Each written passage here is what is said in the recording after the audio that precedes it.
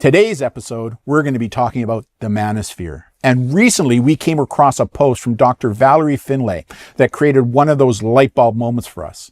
Not because it introduced something new, but because it clearly articulated something we've been seeing for years in our work with youth and families here at the White Hatter.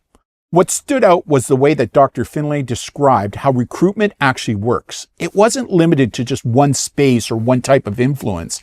It reflected a broader truth that applies not only to radicalization, but also to how young people can be drawn into organized crime, sexual exploitation, drug and money muling, and other high-risk environments.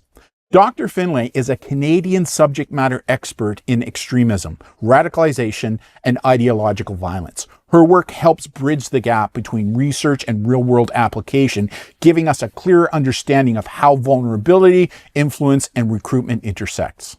Today's conversation is about unpacking that reality, not from a place of fear, but from a place of understanding so we can better recognize the pathways and, more importantly, how to interpret them and interrupt them as family members. So let's meet Dr. Finlay now, shall we? Good evening, Dr. Finlay, all the way from Ontario. Thank you for joining us. And can you please share with us your academic background, your experiential background, and the work you do today? Yeah, for sure. So I have a master's in sociology and a master's in terrorism studies. My sociology master's was very much focused on social change and social violence. And I went on to do a doctorate in social sciences, focused on ideological violence, specifically ideological themes and social change. So really examining the areas of different group movements and their impacts on society, why people get involved in certain things. And from a group perspective rather than an individual perspective, just studying how these manifest and what we're seeing in society today and in the past several decades, since about the 50s or 60s. So my credentials in terms of professionally, I've worked in the area of national security and national intelligence for about 25 years roughly now. And so I've a really good understanding of the, I guess, public safety and national security issues related to ideological violence and social violence. And also these ideological movements that we're currently seeing in Canada and the US and other Western nations, where these have a very distinct impact on society and on what we see in terms of social features, and specifically with our youth, which has been my primary focus in the past year. And what about your PhD? Because I did call you doctor. Yeah, so my PhD, I defended last year. So I'm a relatively new doctor. Thank you very much. Yeah, it was brutal. Yeah, so I focused on something very interesting and novel, and that was on a social theory known as the civilizing process, which was a theory that was developed by Norbert Elias. And it hinges on the ideas of social change and how social transformation comes about. In that, I knew that from an operational or an applied perspective, there would be some very interesting data that could be gleaned from that if we look back historically at the US and Canada in terms of where social violence has occurred and what fissures, deep fissures there were in society at those particular periods using this distinct social theory. So it was great. It really revealed some really interesting areas around social violence, where we had spikes in social violence, and ideological movements where there was high degrees of imbalance with detachment and involvement, collectivism, individualism, something called the we-I balance, also competitiveness and cooperation. So when we look at volunteerism and innovation as well, it is a very important subculture to Western societies. So it really gave me a lot of material in terms of developing recommendations for social policy. So social policy that would help curtail the negative effects of some extreme ideologies, basically. Super exciting and so, stuff.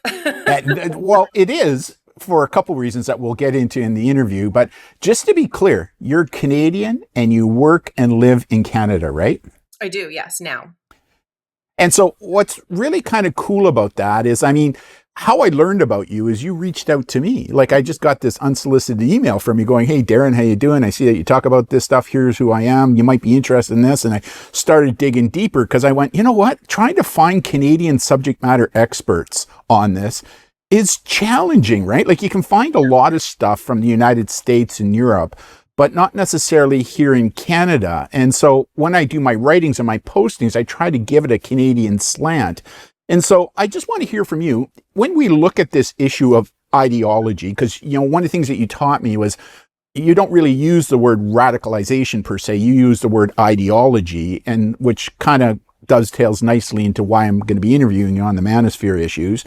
But one of the things that we discuss is that, every country, maybe even every community, is going to be a little different. So, what we're experiencing here in Canada, is it going to be different than, say, the United States or, say, from Great Britain? Obviously, there's going to be some commonalities, but is there things that are kind of specific to who we are as Canadians? Yeah, 100%. And I think that's, one of the failing points in this, greater discourse around ideology. And yes, I do use the word radicalization sometimes, but I tend to regard that as it's a theory, and it's been adopted into the mainstream, which is fine. But I think it creates some confusion because it's not a tested process with absolute criteria. It's actually very vague. So when we say, development paths, I'm more prone to that because that makes sense. We can have many development paths to a particular ideology. But going back to the Canadian issue or understanding around ideology and extremism and ideological themes, it is very different than the U.S. and it's very different than the U.K. because our nation identity is very different. We are not Americans.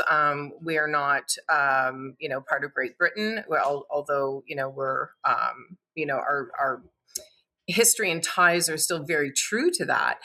But we stand alone as a nation that has our own quote unquote culture, our own distinct values. And because of that, we can't assume that what works for another nation will work for us. And we see this critique very often with respect to other social problems that there's no one size fits all for all nations. It is very, very specific to a particular culture.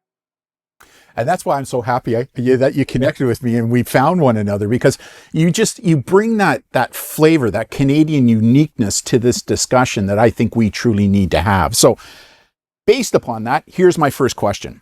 When we use the term manosphere, what are we actually describing today, and how has it evolved over the past few years? And why is the message that the manosphere is pushing resonating with teen boys and even young adults and men? Yeah, so the manosphere is really interesting. So in my research, one of the areas that I covered in great depth was the 1960s, which was sort of the later part of my research because I was covering about 300 years of research. In the 60s, 60 was an interesting time period because it really spawned a number of different social ideologies. So we saw a lot of things emerge with great strength from the 60s, from civil rights to human rights to animal welfare. And from there were additional offshoots. And some of these were quite extreme and militant, and others were, relatively, from a more like an advocacy perspective. So they were adopted into the norm very quickly. So we saw that those extreme or unusual ideas or unorthodox ideas became adopted into what was socially acceptable and expected of us socially. So we see that today, we say with animal welfare, how animals are treated, vastly different than 50 years ago.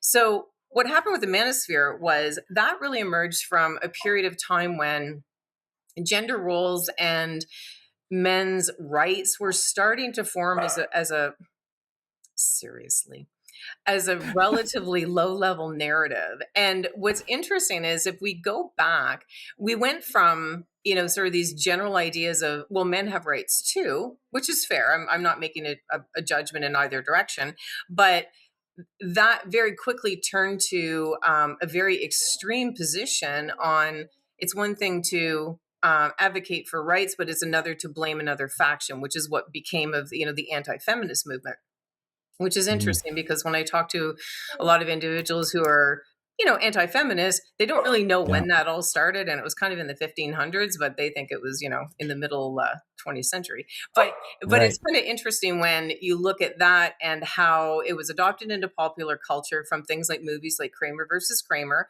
where single parenthood, divorce, and there was a deep social tension in the social contract between men and women and what was expected. So that sort of laid the foundation. What we saw in the late 90s was the emergence of the term, and it sort of, I guess, got traction in the 2000s, where it was pinned to a fairly popular book.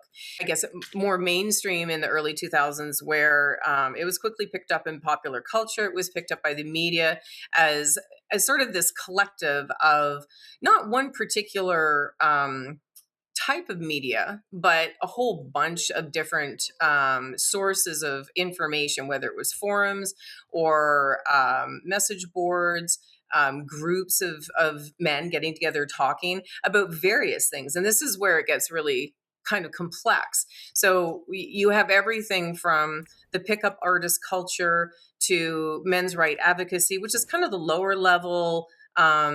This is what we think and how we want it to be, to the more violent and advocates of using sexual violence against women to oppress and control them, which we see predominantly in incel culture. But we're seeing it in other cultures where it's sort of inferred with, characters like Andrew Tate and some of the rhetoric from influencers such as him.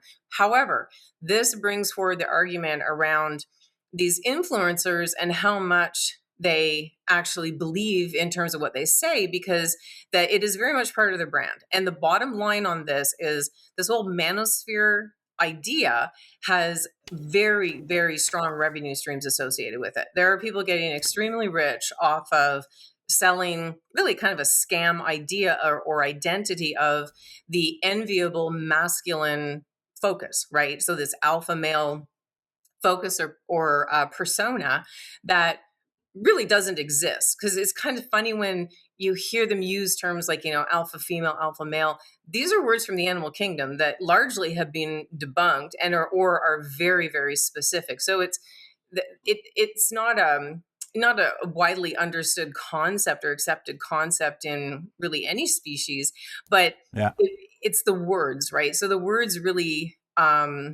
incent some kind of idea, and that's what they sell. So young men are quote unquote signing up to this, and this becomes their essentially their role model or their ideal, which can be dangerous, I think, with some youth. Some, I think, will grow out of it, and they start to realize the social constraints and the social codes in today's society more or less doesn't really put up with that. So they're going to hit a brick wall at some point with some tough chick who goes, all right, that's great, but this is how I roll, and this is how things work in this area or this office or this company. So they're going to be reabsorb back into a social value that's more acceptable at some point, most. But then there's the ones that have their own deep personal grievances, who will literally emburden and embolden themselves with this, and it becomes part of their ideological view. So the social order that they subscribe to is very much, they are here and women are here. And within they being, that masculine notion, there's very bizarre infighting, because there's other men that are not as good as some men. So the internal strife is seen as well. And so is the, I'd say, deeper pejorative around how they, especially incels, how they emasculate themselves, because they do have to portray themselves as wholly victimized by attractive, smart, socially mobile women, right? Because that's so just for the audience, what's an incel? Yeah, so involuntary celibate, right? So it's the very term, involuntary celibate. It's your fault I'm not having sex. And it's your fault. So this is the attractive woman, or as they refer to them as Stacy's. These women are unattainable because they would never choose. And this is their perception, which is important to recognize, because what is actual and what is perceived have to be assessed on the same plane. So if somebody feels something, that's important. So, and to understand that, if you're actually going to broach it as a problem, you have to have that empathetic notion of understanding where they're coming from. So if they truly believe that they are passed over by attractive women for whatever reason, that's an important motivator for them. So that's a vulnerability that has to be addressed. It's very important. So is this the difference between the red pill, blue pill kind of, like you hear that a lot within the manosphere? Is there a difference between, it sounds like they're interconnected, right? For sure. But is that the difference? Yeah, yes and no. Like the whole red pill blue pill thing is, I think it's been adopted. It was adopted as a very distinct narrative from obviously the movie The Matrix. But it was, do you want to know the truth, or do you just want to be lied to? So do you want the truth, or do you want to be placated? And then the black pill thing is something completely different, and that's just a darker side of the inherent violence that can be fueled within that idea of women oppressing these beta type males. So, sorry, go ahead. No, it's interesting because you said just a couple of minutes ago that these influencers within the manosphere, when they're spewing what it is that they're spewing, are they actually believing what they're saying? Because I don't know if you've seen the movie that just hit. It's called Inside the Manosphere on Netflix right now, right? Yeah. And so that's what's really spawned this. I mean, last year it was adolescence, right? If you remember last year, the Netflix out of that started this, right? And now it's reappeared with this new one. And it was interesting as I was watching the most recent one, Inside the Manosphere, you could tell by their body language that what they were spewing, especially when that one influencer had his partner with him, you could just see that, you could tell he wasn't really believing what was coming out of his mouth, right? Well, and the interesting thing I think in that too is that look at the audience and look at the venue. So a guy like that, someone like Andrew Tate, and this isn't an invitation to Andrew, by the way, but if he took a run at somebody like me, it's going to be a very different interaction. So what he delivers to young men who are looking for answers is very different than what he puts in front of himself when the cameras are not rolling. And that's what's really hard to get young people to understand frankly, how much there is out there. There's people out there that they don't walk the talk. And it's really important for youth to hear that. Although I still go back to, the idea that if there is a vulnerability, it'll be exploited until that vulnerability with that particular youth is addressed, right? That's super important. But this is a highly influential audience. They have come to him, so they're there. They're essentially psychologically captive. So whatever he tells them, is perfect truth, right? So the absolute No, truth. go ahead. It's perfect truth. Go ahead. Well, it is the absolute truth because it is he, right, who is saying it is this iconic person that these this group of young boys in some cases or men are looking to for answers, right? And Yeah. it's a deep pain with them, and I think that's sometimes I make light of it, certainly with the adult males, but with youth it is a very deep pain, and it is a very crippling um, notion for them. Like I monitor the forums regularly, and like some of the things I hear are quite heartbreaking, although they're laced Yeah. with deep violence and really vile notions. But kids, I think I was talking to you about this, kids that refer to how an attractive woman might treat them and then just ghost them as rope juice, like that this is Yeah. enough that they want to kill themselves. So this is Yeah. a deep hurt in that particular individual if they're contemplating suicide based on the rejection of the opposite sex. So is the group 764, Mhm. are they associated with the manosphere, or are they a total different animal? They're a different animal in terms of the self-deprecation isn't there. So they are, I mean, I would say the hyper masculinity may be there, but the cruelty, the blackmail, there's notions of a cult, and it really is a deep separation from the values of society. Some people say nihilistic. I have a lot of issues with the word nihilism and nihilistic being used in with respect to ideologies and extremism, because that is a very specific philosophical notion that not a lot of people truly will understand. And so, just for my audience, what is 764? Yeah, so 764 is really strange movement, but there's now many strange movements that are very much like 764, like the cult and the calm. What's happening in these groups is more an exploitation of other youth, which is really not uncommon. So we've seen the exploitation of peer-to-peer many times over history. But what's happening there is there's certainly a control feature. There is elements of accelerationism. There are elements of occultism, so it adds to the mysticism. There is a narrative and a lore around it, so it builds the story. And if we think about it in terms of how it's presented visually and in rich narrative, it is very much like a movie series, and that is part of the selling point. The Gotcha. other point is once you slip into it, you very quickly become beholden, because they're very quick to turn you to a point of culpability where you will commit a crime, you will do something unspeakable or unthinkable, which could be, sharing naked photos of yourself, torturing or killing a family pet, or harming someone else. And now that's something that can be used against you. However, just as an aside, we see that in crime groups. So that's how crime groups operate. That's how they recruit. So once you are brought in at a certain level, whether you're brought in as in an OMG, as in an outlaw motorcycle group, as a probie or on probation, you're exposed little by little to more of their internal operations. And the more you know, the more they will hold you and the more beholden you are to them. So the danger increases the longer and deeper you become involved. It's sort of the same thing with 764. But it's really the cruelty aspect of it, and there's an internal feeding on the images that are shared. There is some CSAM stuff, so some child abuse material that's shared. So but I think what's important to note too is the low base rates for this. This is a very small 0.00 type percentage of a society.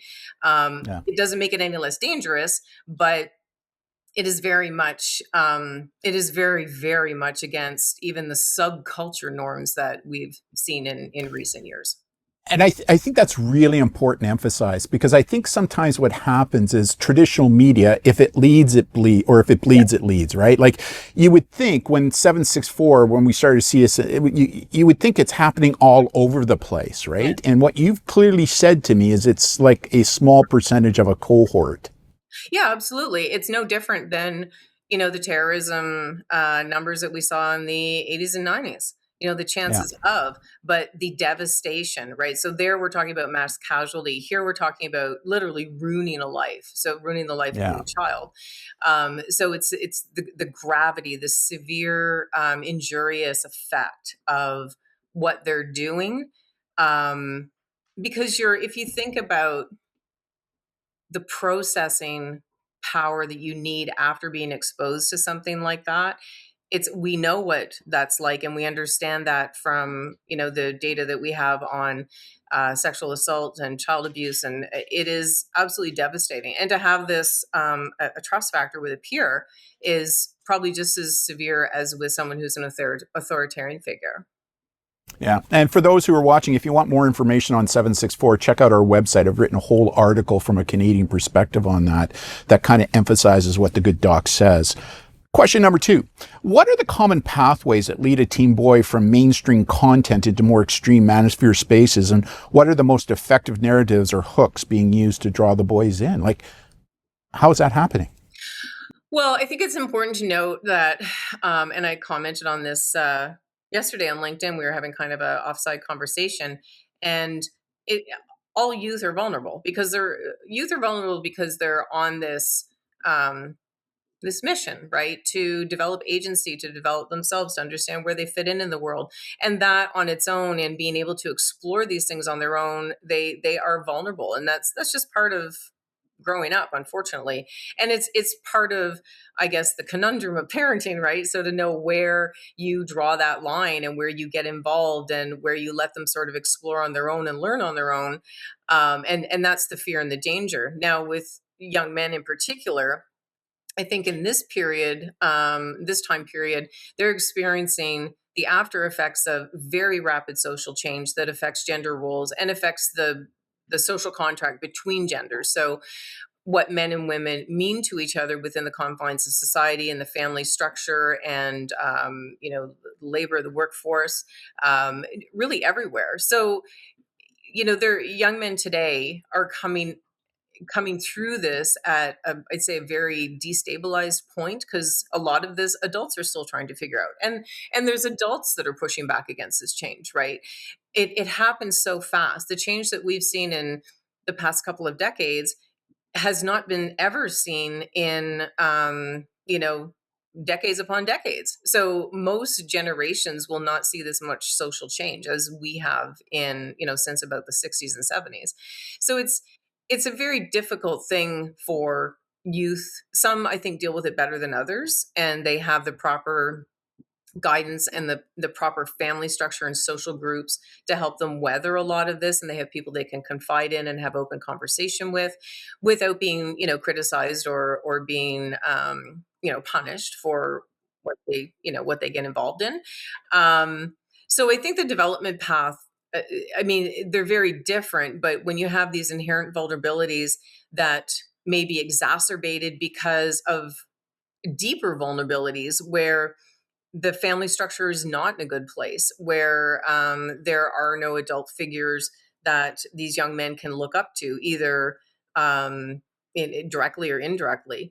And I think that's where these groups, if they are led groups, or because some of these groups are leaderless groups, um, where they recruit and focus on really the kids that are easily accessible and the ones that come to them, frankly.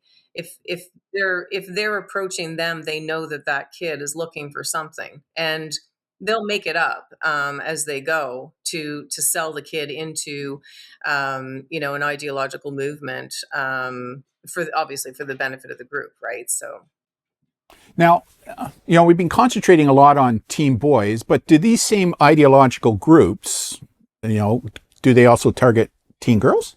yeah, absolutely. And I think for different reasons. But certainly the sexploitation happens to both genders. In some of these groups are, dyed in the wool crime groups. Others are a little bit more ambiguous, and really antisocial in terms of how they operate, like 764. But I think, both genders absolutely can be targeted. Interestingly, we saw this with ISIL. ISIL was, when they did their recruiting, of course, they're more of a religious and political ideological group. But when they did their recruiting, they were absolutely indiscriminate in who they recruited. They would take anyone. If a kid was willing to get on a plane and fly to Syria, they'd meet them and they would walk them through a safe path.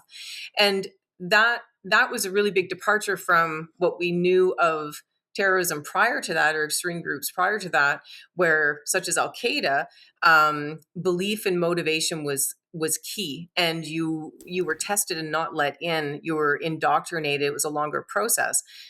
ISIL had a very different objective. They literally took the kids in that, and they really did focus on youth. They took the kids in that, for whatever reason, had negative social experiences, whether it was because of how they looked, their race, maybe their gender, weight issues, if they were depressed or suicidal.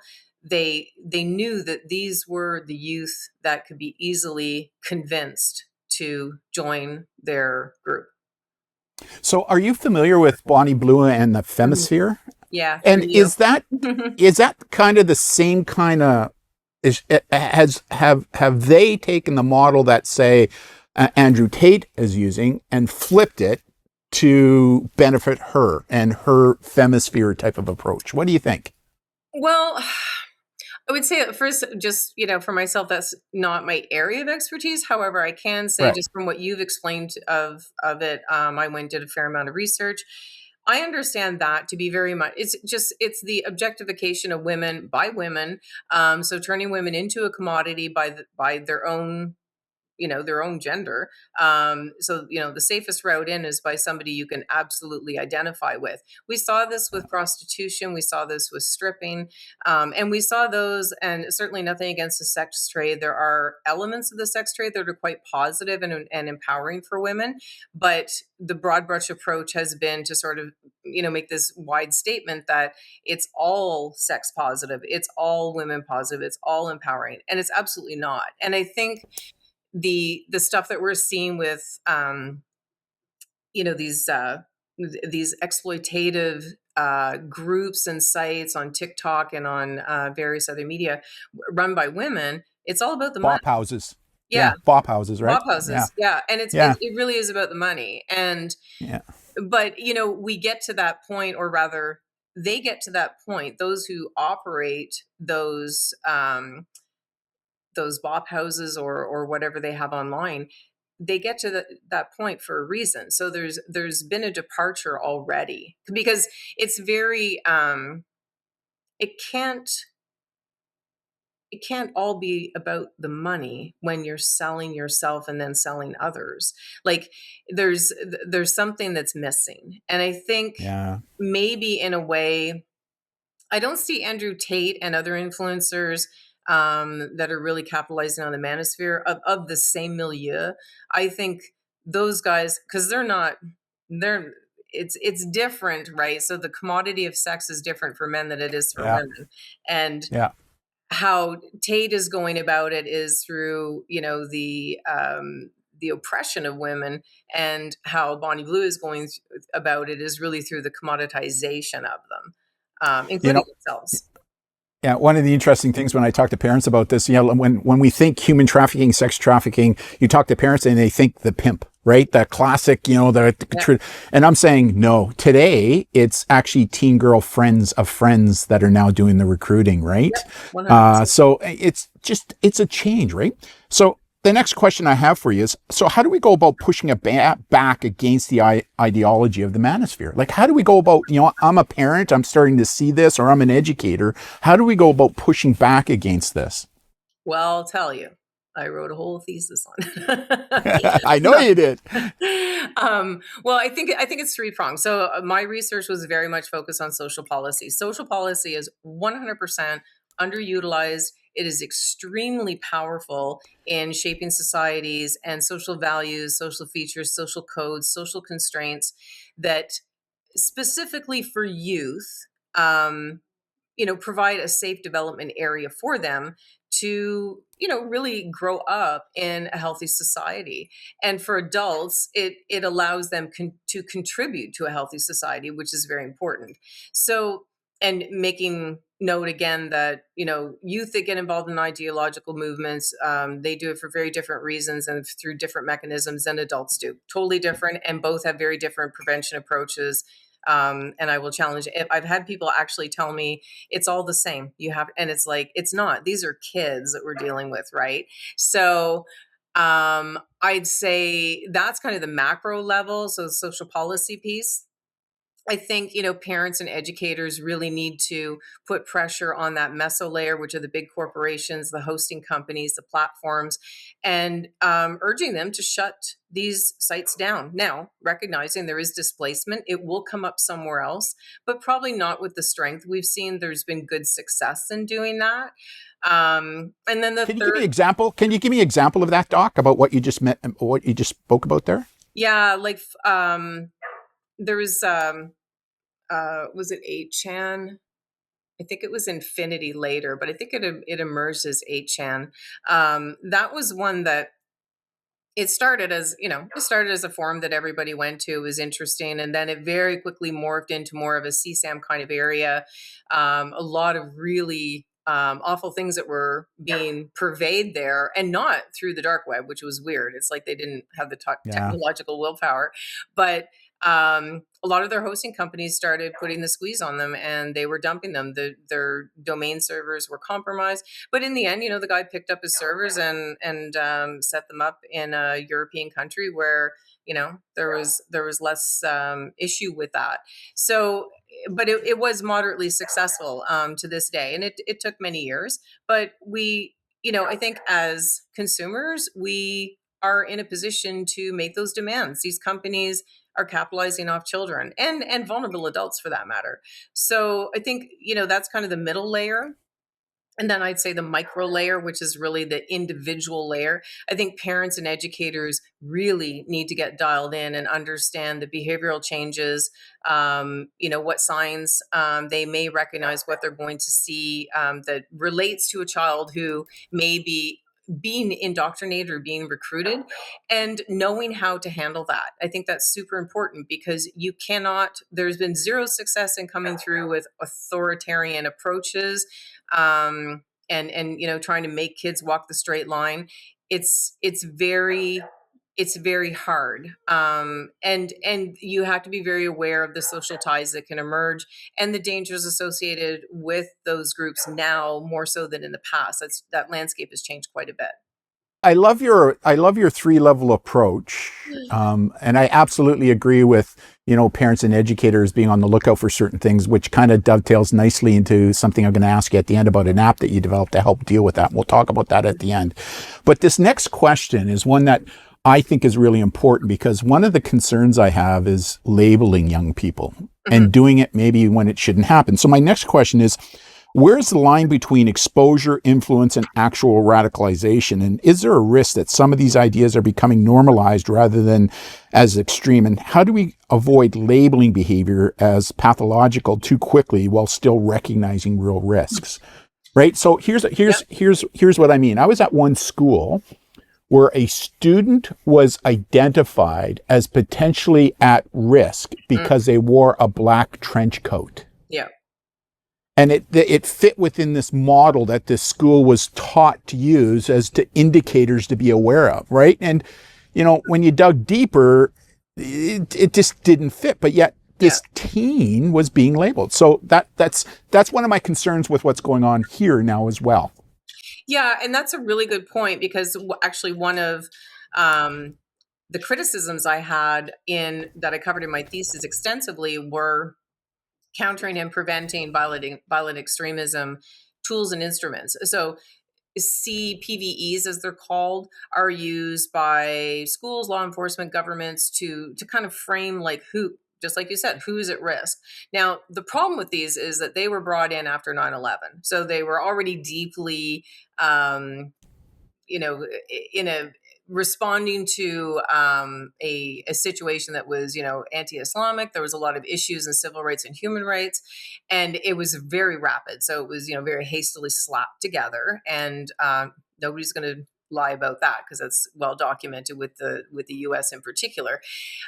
It met a means. It was all they had, which was fair, but instead of actually stopping and improving on these tools and instruments based on the critiques of a number of different organizations, the Brennan Center, I think, was one that really extensively looked at the human rights and civil rights, absolute rights, immutable rights that were being impinged upon because of these tools. Instead of stopping and actually rolling it back a bit and looking at, what was dubious criteria, low base rates, really subjective questions that were so qualitative that they were really hard to determine whether they indicated any level of risk at all, like feelings of hopelessness, like that on its own is a very poor set of criteria. So what ended up happening was, instead of improving them, and put the brakes on and actually figure out what can we do better here, what ended up happening was they just rolled it out to other areas that looked like extremism. So we started to see it being applied in schools with respect to kids and their behavioral issues, and other aspects of dealing with public safety risks, which is problematic because we started out with a tool and instrument and a methodology that was meant for extremism, which is a lot different than kids who might be at risk of a mass shooting. The criteria cannot be the same. So, having said all that, CPVEs are the audience. The acronym you use right there, what does that stand for? So countering and preventing violent extremism. And because they are broadly used, sometimes you see like the P and the C are inverted. I'm not sure why. It's preventing and countering, but generally they're there's a number of different methodologies that some of the methodologies are quite good, but how they're used is more the issue. So that can't be the tool that decides or labels someone as at risk in isolation. Like there have Right. to be other axioms that are relied upon. So yes, I mean that's a very real problem and risk. And but I think intervention is your best early intervention is your best way of avoiding that mislabeling, because the earlier you get in to have these discussions with an individual who might be a little different, a little eccentric. They might be, the only goth kid or emo kid in the whole school after, goth and emo's pretty much been out the door for 10 years. And, you might just start to wonder about them. But forensically, it takes some very deep psychological analysis to really understand if that individual is at risk. And I think this just goes back to the greater problem of there is no one size fits all in this situation either, right? So every individual is different. And, to what extent, I think we have to be very careful about how kids are labeled. Certainly with law enforcement, when law enforcement are brought into a situation like this, and nothing against cops. I've done a significant amount of work with cops. You were one. My dad was one. But cops are cops. So their focus is on making out the charges and the success of the prosecution and the evidence, right? So those elements are very important. But if you're looking for a cop to be a sociologist, that's not exactly their calling. So kind of goes back to my saying that I was using a lot a couple of weeks ago, that, when all you have is a hammer, everything looks like a nail. And that's very much the case there. So what you may end up doing is getting your kid on a list, when as a parent you were going to law enforcement looking for help that they cannot possibly give you. But your alternatives are not great, because you might call a community support service, or a youth services support group or program, and you might be on a waiting list for 3 months. Well, you can't wait 3 months for your kid to get help. This is something you need help with right away, right? So yeah, on the labeling, it is problematic. And how we go about that, I think that begs for a new process and a new set of tools and instruments at this and in that particular venue, right? So how you would do this, I think, with a parent or a family doctor or a school teacher, it's very different. So you can't all be experts on how to administer a CPVE. It's just not. I know here in the province of British Columbia, I'll give a shout out. I mean, Safer Schools, they created this process where it's very much multi-jurisdictional, where they have the police, they have counselors, they have educators, they have medical professionals, mental health professionals that come together to look at it from a wraparound approach when these things, because like you say, cops, we have one piece of the puzzle, right? Yeah. But the way that we approach that may be totally different than what the psychologist or the psychiatrist does. So, I really like that multi-jurisdictional approach when things like this are identified. And that model has worked well in a number of different instances in Canada and the US. Yeah. And it was also raised with the Tumbler Ridge shooting, when there was discussions of what was made available to ChatGPT. And that's the thing. We need these more holistic approaches that involve parents, educators, law enforcement, maybe the judiciary or social workers, and industry, right? I mean, they need to, because I think what bothered a lot of people in that particular incident was that, this information was not reported to law enforcement because they didn't think that it was important enough. Well, if it was in the hands of law enforcement has the history on this individual, right? So that lends a very, sorry. Yeah. No, nothing to be sorry about. Just on that note, Brandon did some research on this. Like ChatGPT, they publicly reported last year that they actively see about 1 million people every week talking about suicide and all those types of issues, right? So if all of those needed to be reported to law enforcement, how the heck is law enforcement can be able to manage that? Like, they're just not going to be able to do that, right? Like, No, they're going to be overwhelmed. I think that goes back to, these more sustainable models where it is multi-jurisdictional, but that there's a threat risk assessment associated with each of those venues. And with the Yeah. information that's available and the behavioral characteristics that are available, because ChatGPT, you can't see the person, you're just seeing what they type. So your knowledge Yeah. is limited. A parent or educator, they're going to see that kid on a day-to-day basis and will be able to identify changes or abnormalities or anomalies. And I think a threat risk assessment, if a teacher or, the head of, I don't know if it would be like the head of HR at some place like, in industry, but if they were able to do a threat risk assessment with the confines of the venue that they are experiencing the information inflow, right? The input, I think that changes things quite a bit. And I think that's one thing, we've been really, I think we've just been so wanting to have the silver bullet that number Yeah. one, there's one answer, and also there's one throat to choke, right? It's the cops. Yeah. They're going to have to deal with all this. Or Yeah. it's, the parents, it's their fault. I think, we really have to go back to, this idea of social responsibility across the board for, it's not only multi-jurisdictional, it's multi-stakeholder, right? Yeah. So I agree. Yeah, I agree. We all have a part to play in this, right? Like, yeah. we truly do. But here's my next question. What I love about your work is that you take a more principle, stay the same, diverse and application approach when it comes to ideology. And recently, I wrote an article that was spawned by the comments you made online where you stated the following. I'm going to quote you. When a well-meaning professional tells me how they train kids to be aware of online dangers of recruitment and or radicalization into ideological or criminal gangs, I tell them thanks and good luck. This is what kids are up against. Groomers from any faction know how to identify vulnerable youth, whom to recruit and who not to bother with. Either they are too much work or they will crack and snitch.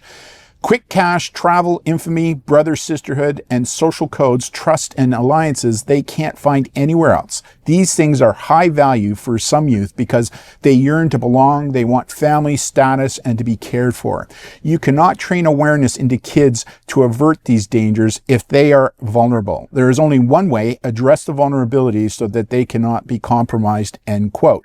So when I read your post, it really struck a chord with me because I realized that the point you were making doesn't just apply to radicalization. It doesn't, right? But it also how youth can be drawn into sexual exploitation, drug or money muling, and gang involvement. Yeah. Am I interpreting your message correctly there? Yeah, 100%. And I think it's very naive of us. And I feel bad for anyone that talks to me when I'm kind of like, yeah, good luck with that. But I mean, the reality of it is That's what I like about you. kind of know where you stand. Yeah. The awareness aspect, like, yes, I get that. But the kids that will be receptive to information around awareness, they're starving. So you telling them, don't eat that because it's not good for you. If they're starving, they don't care. So when a child is looking for belongingness or family or material items, whatever they're starving for, awareness is not going to change that. It's not going to make you feel differently if someone says, well, don't drink the salty ocean water because that's not going to quench your thirst. Well, give them a glass of water. Like, you can't expect to assuage vulnerabilities by telling people you're not vulnerable. It's okay. Like, just, you need to be aware. Just forget about these other problems you have. Just be aware that there's people that will come after you because you have those problems, but you don't offer to fix the problems. So, and really, it's not even about the fixing. It's like doing things in society, in our social structures, so that kids don't end up with these vulnerabilities in the first place. And I think that's key because that tells us how mature we are as a society, how proactive we are as a society, as opposed to being reactive and to some degrees powerless because we've already handed the keys to industry and big companies, and we can't get them back.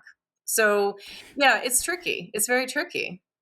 It is. And, like when I read that, I had this aha moment, right? Like this light bulb moment, as I like to call it, because, policing and adults, we're very quick to say to teens, that gang there, they're really bad. You really shouldn't be hanging out with them, right? Like, don't hang out with them. They're bad. That's what they do. But what you're telling me is the kids already know that, Yeah. but that gang or that group, the Manosphere, whoever it is, Hmm. they're fulfilling a need, Hmm. And it's an right? important need. It's a very intrinsic hygiene. It's not something like it is tied to the basic needs that they need to survive, the psychological needs and comfort and love that they need to survive. Like we're not talking about optional things here, right? So if you look at Herzberg and Maslow, they did a lot of work on, the hierarchy of, what are Yeah. necessary needs. Well, if you're dealing with individuals, youth, who already have inherent vulnerabilities just because they're youth, and that's just the way they are. And then there will be deeper vulnerabilities because of other absences in their lives and other things that are missing. Those have to be dealt with. You can't, you can't just say, you know, Yeah. that's not But that's not the right person to hang around with, or yeah, I don't think you should be going to the Hells Angels clubhouse. Like I mean, if they have that deep need, that's, and probably you don't have that discourse with them anyway, because there's a good but chance that you've lost that ear anyhow. but how do we go? Like a lot of people would think, well, and there's no doubt. Don't get me wrong. That Mhm. at-risk youth, whoever they are more at risk of being targeted to meet those needs. But Mhm. would you not agree with me that even kids that come from good homes, Oh yeah, 100%. like so, like why? Like, is it because their needs aren't being met at home? Like, what's going on here? Well, yeah, of course, like, money is a poor yardstick to determine good parenting, right? So you can have very well-to-do families, and they don't parent well. You can have, very poor families that don't parent well, but you can also have the opposite.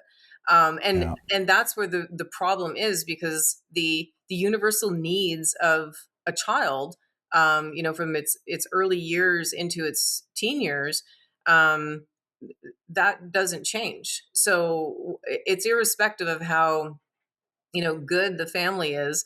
And you and I will probably talk about this more in the future. My background, and probably why I came to study what I study.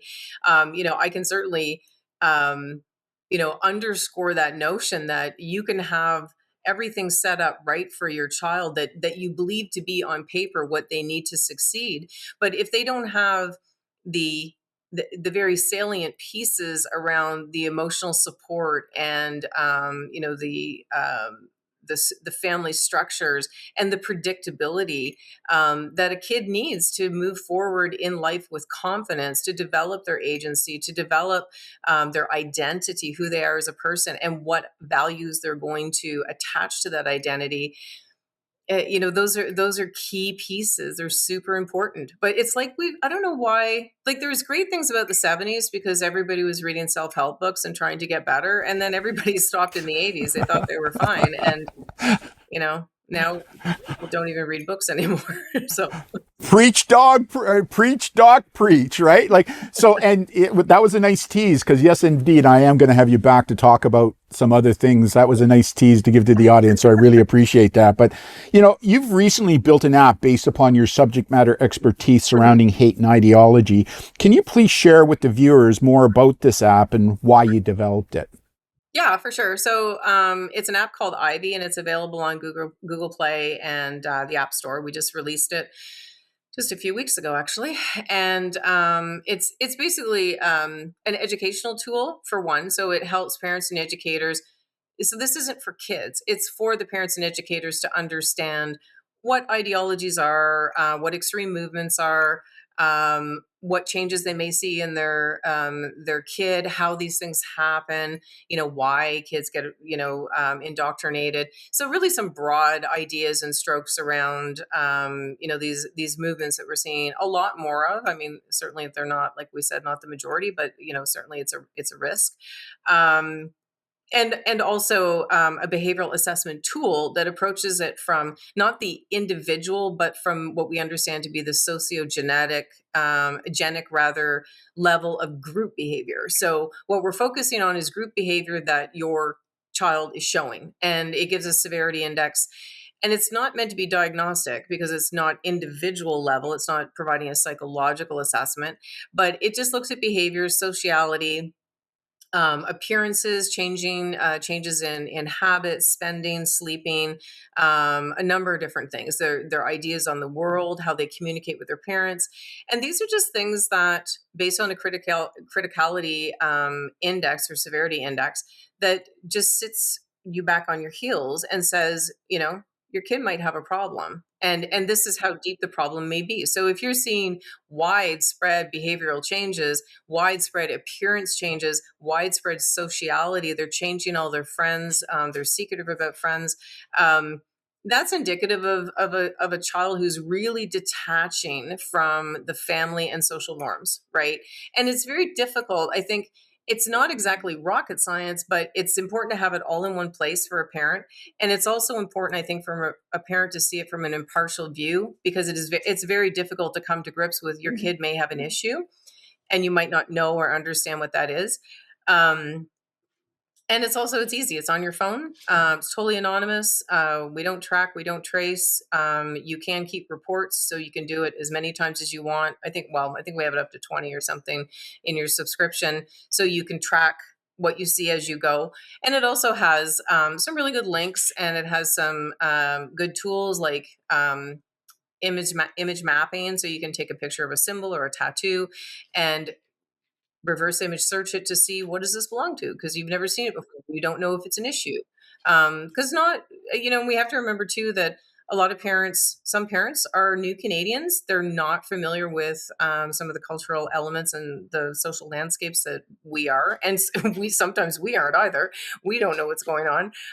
So it's kind of just a useful tool to just sort of give you a little bit more confidence. And we have a roster of volunteers that we're going to be expanding, as you and I talked about recently, available to, if they can't immediately assist, they will find an expert in a particular area. So if you, whether you've used the app or not, you can contact us if you suspect your child is involved with an OMG or with insulism. We can put you in touch with someone who's an expert in that area. Most are, well, all of them are academics, all of them are doctors, and most have a background in law enforcement, specifically related to, that particular movement or gang. You gave me the opportunity to access the app. And so it's like anything else. Before I say anything about anything publicly, I say, put it in my hands, because I want to make sure it says what the box says it does, because you would be amazed at how many companies will try to sell a product, and when you get it, it doesn't do what the box says it does. And I can say that after, road testing your app, number one, it's Canadian. Yep. Love that. Canadian-based information, simplistic to use. But the other thing that I really liked about it, because I was looking at it, I mean, I have a fairly good knowledge base in this area, not so much as you, obviously, but I got a fairly good knowledge base. But for the average parent who doesn't, as you were going through each severity index, it made you think. You noted certain things that maybe are right there in front of you, but you don't see it, right? Until you actually read it and you go, oh yeah, you know what? I see that moderately in my child. I didn't know that is one of those severity indexes that I have to be aware. So that's the other thing I really liked about it, is that for the average parent who doesn't read and eat and sleep this stuff like you do, it kind of gives them better insight and thought process over looking at some of this stuff, because individually it may not be a big deal. Yeah. But when you look at it from a collective standpoint, you kind of go, oh, right? Like, ooh, right? And that was like what you said there too, just about, first of all, the simplicity. It was important to start at the bottom. So start with, I believed that when we were developing this, it was for the person that has absolute no idea what we are talking about. So how do we just bring them into, here's the basics and fundamentals. And if you're going to do the assessment, it has to be understandable. It can't be, I can't talk like a PhD or, confuse the heck out of people. The point is to help them answer the questions as truthfully and accurately as possible, so that they can get a collective, like you said, a collective view, a big picture of what is actually going on. And that's the whole point of it, right? Is to be understandable, not to be fascinating and fancy. And like, we just wanted to make sure it was there to suit the purpose that we aimed it to do. And the other thing too is that it's, what I'm seeing is that when we contrast our app with CPVEs, so other countering and preventing violent extremism tools that are being used for this purpose, it it's very different in how it approaches what is risk. So we're not trying to say, nor do we say, your child is at risk. It's that there are serious indicators here that require you to speak with a professional. And it's the professional's job to make sense of what you're observing, right? But it's almost like, I'd have to compare it to this. It's almost like when I go to the vet, I don't want to just go to the vet with my dog and say, well, this, that, and the other thing is happening. I go there, of course, I go there with a list, and I go there with Of pictures, course. videos, and Of yeah, course. but I'm like, I don't know what all this means, but this is the stuff that I'm noticing that's very different and concerning. And then my vet, obviously in the clinical setting, makes sense of it. And that was Yeah. sort of the aim with this, is to put parents going in the right direction so that they could collect their thoughts and, you know put in all their information, save it as a report or a record, and then if they wanted to do it another, a month later or whatever, because they've noticed something else, so they go back and they go through the entire process all over again to see if their answers have changed. And that becomes something that you can give to a social worker or a psychologist to have a good concrete discussion with, and it's there for you, like it's in record format. But I actually think that this app is not just for parents and caregivers. I can see it, like you say, educators, but I can also see social workers using this, even family doctors using this. Like I truly do, right? That's what I really like about it. It's kind of like this Swiss Army knife, right? It can be used by a variety of different individuals who are interacting with youth that are starting to show some behavior that you're kind of going, what's going on here? Yeah. And then, like you say, you can take it to a clinician who can now look at this and go, oh, okay, well, this puzzle piece is now fitting in here and here to give them a better picture. That's what I really like about it. So what's it called again for those people who are interested? IVY. So, which is short for ideological violence in youth. And that's our website, basically. So ideological violence in youth. And it looks like a little green leaf, right? Yeah. Like an ivy? Yeah. Yeah. For the people who had the icon. So, so my last question. Yeah. What gives you hope when you look at the challenges we spoke about today in this discussion around like the manosphere and ideology issues? And if there's one thing you wish every parent understood about the topics we discussed, what would it be? I think what gives me hope is, to be perfectly frank, like as a sociologist,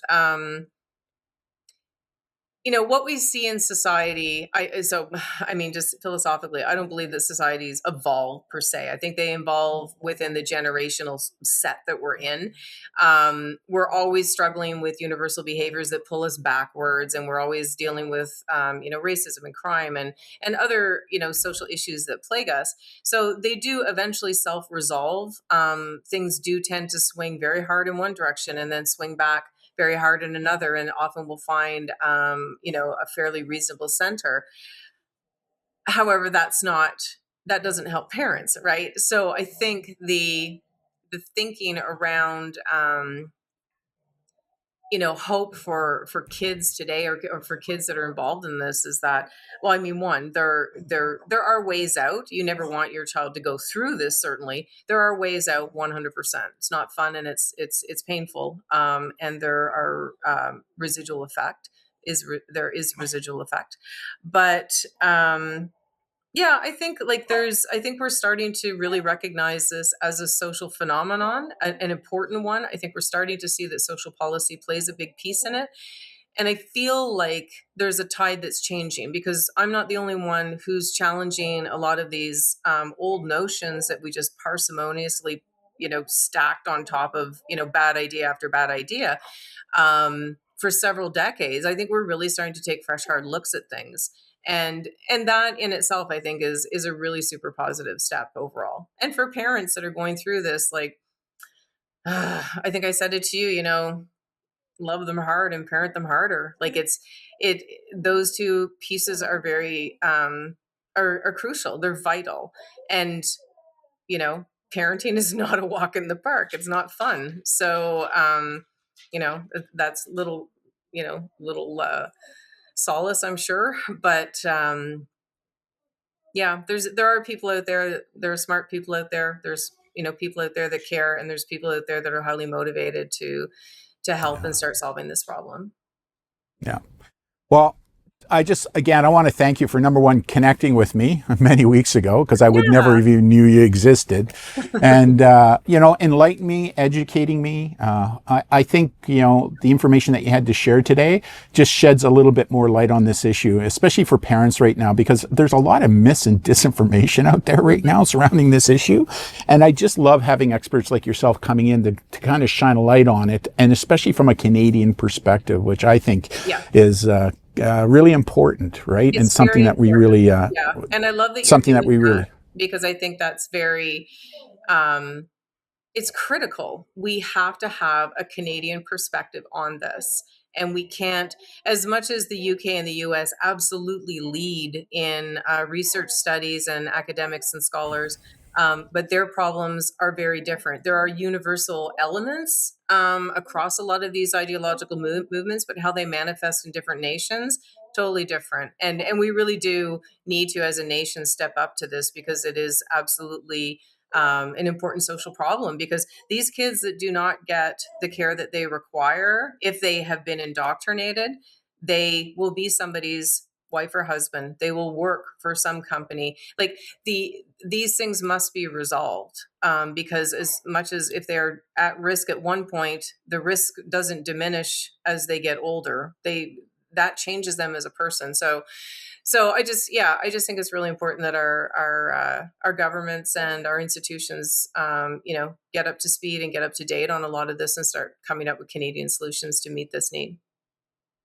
Again, Doc, I want to give you a big tip of our white hat just to say thank you for taking the time tonight to share a very important message with our viewers who follow us here on the White Hatter. I'm sure that this interview is going to go viral across our country just because of how timely this topic is, right? Like, I truly do believe that. And we are going to have you back, right? We're going to have you back to talk a little bit more about who you are and why you are who you are today. Because of things that have happened in the past. And I think that is just going to be an excellent discussion, especially for those who may find themselves in a bad position, understanding that there is light at the end of the tunnel and hope at the end of the tunnel, right? So again, soul bearing with your shorts. So again, thank you very much. And we'll see you next time. Thanks from the White Hatter, everybody viewing, thank you very much.